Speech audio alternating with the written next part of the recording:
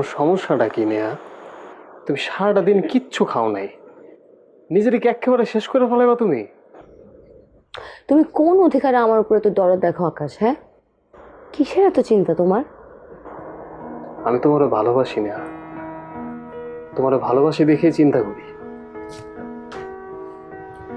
কিন্তু সে অধিকার তো তোমার নাই। তুমি এখানে আমাকে জোর করে আটকায় রাখছো। তোমার আমাকে বিয়ে করার খুব শখ হয়েছে, তাই না? আমাকে বিয়ে করতে চাও। কিন্তু শোনো, তুমি আমার ক্যারেক্টার নিয়ে কথা বলছো, আমার মামাকে থ্রেট করছো, তারপরেও আমি তোমাকে কিচ্ছু বলিনি। তারপরেও আমি তোমাকে ভালোবাসছি। আমি কি ভাবছিলাম জানো? আমি ভাবছিলাম তুমি হয়তো আমাকে ভালোবাসো, তাই ভালোবাসার জন্য এইসব পাগলামি করতেছো। কিন্তু আমি ভুল ছিলাম। এইবার তুমি সব থেকে মারাত্মক ভুল করছো। তুমি আমাকে যেভাবে কিডন্যাপ করে এখানে আটকে রাখছো, আমি তোমাকে কোনোদিন মাফ করবো না। তুমি তুমি একটু ঠান্ডা, তুমি একটু ঠান্ডা। শোনো, আমার কথাটা বোঝার চেষ্টা করো। আমি আমার একটা বিয়েটা করলে ছাড়ো আমাকে, ছাড়ো।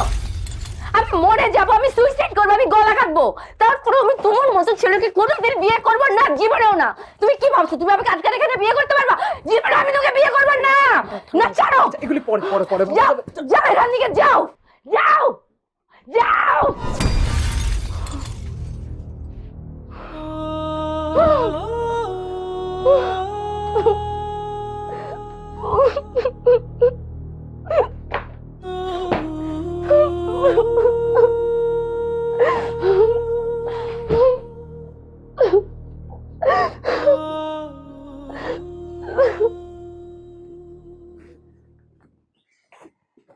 কিরে রনি, এরকম মুখ কালা করে বসে রয়েছিস কেন? কই আমি মুখ কালা করে বসে আছি আপা? ঠিক আছে আমি। তুই তো ঠিক নাই। বিয়া কইরা যে তুই একটু সুখে নাই, শান্তিতে নাই, এটা তোরা দেখলেই বোঝা যায়। বউ তোর একটু পাত্তা দিতেছে না, তাই না? ধুর আপা, তুমিও যেমন। নতুন জায়গা না, এই জন্য মানিয়ে নিতে একটু সময় নিতেছে।